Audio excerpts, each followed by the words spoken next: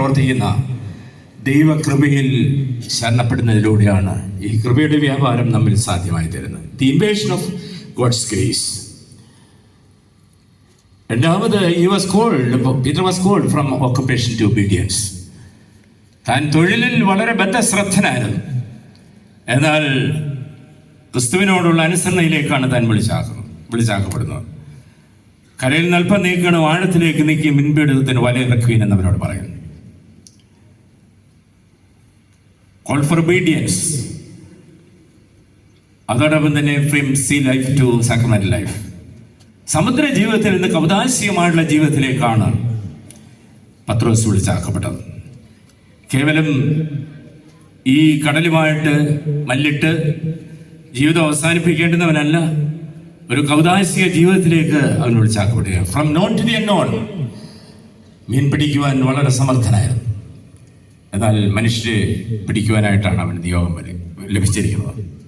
പിന്നീട് എത്രയോ കടമ്പകളിലൂടെയാണ് പത്രോസ് കടന്നുപോയത്. സ്നൂസിംഗ് ഡിസൈബിൾ ഓഫ് ആൻ അൺസ്ലീപ്പിംഗ് ഗോഡ്.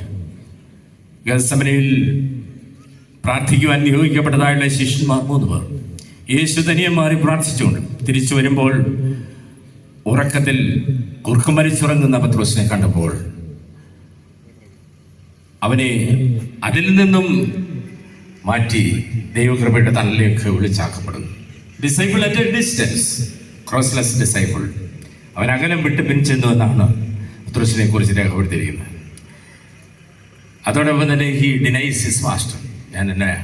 എനിക്കറിഞ്ഞുകൂടാ അങ്ങനെ ഒരാളിനെ കുറിച്ച്.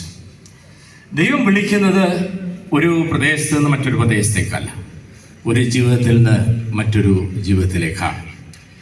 ഒരു പ്രദേശത്ത് നിന്ന് മറ്റൊരു പ്രദേശത്തേക്കല്ല, ഒരു ജീവിതത്തിൽ നിന്ന് മറ്റൊരു ജീവിതത്തിലേക്കാണ്.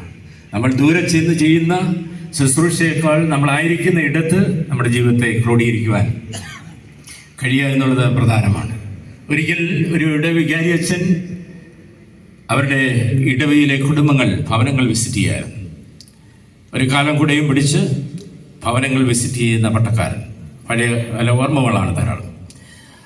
അങ്ങനെ വിസിറ്റ് ചെയ്യുമ്പോൾ ഇടവയിലെ സാധാരണയായി ആരാധനയിൽ വന്ന് സംബന്ധിക്കാത്തതായുള്ള ഒരു വ്യക്തിയെ കണ്ടു. അവൻ്റെ പേര് തോമസ് ഊട്ടി എന്നായിരുന്നു. അപ്പം തോമസ് ഊട്ടിയോട് അച്ഛൻ ചോദിച്ചു, തോമസ് ഊട്ടി എന്താ എല്ലാ ഞായറാഴ്ചയും ആരാധനയിൽ വന്ന് സംബന്ധിക്കാത്തത്? അദ്ദേഹം ഒന്നും പറഞ്ഞില്ല.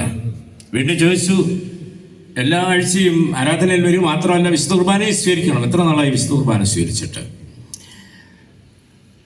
അതോടൊപ്പം തന്നെ അവനോട് പറഞ്ഞ എല്ലാ പ്രാർത്ഥനകളിലും വന്ന് സംബന്ധിക്കണം. ഇതെല്ലാം കേട്ട ശേഷം അവൻ അച്ഛനോട് പറഞ്ഞു, അച്ഛാ, നമ്മളെല്ലാ ആഴ്ചയും കുമ്പസാരത്തിൻ്റെ പ്രാർത്ഥന ചൊല്ലുന്നുണ്ട്. വലത്തുഭാഗത്തെ കള്ളനെ എന്ന് നമ്മൾ അതിൽ സൂചിപ്പിക്കുന്നുണ്ട്. ഈ വലതുഭാഗത്തെ കള്ളൻ എത്ര മാമോദീസ ഏറ്റിട്ടുണ്ട്? ഒരു മാമോദീസ ഏറ്റിട്ടുണ്ടോ? എത്ര കുർബാന കൊണ്ടിട്ടുണ്ട്?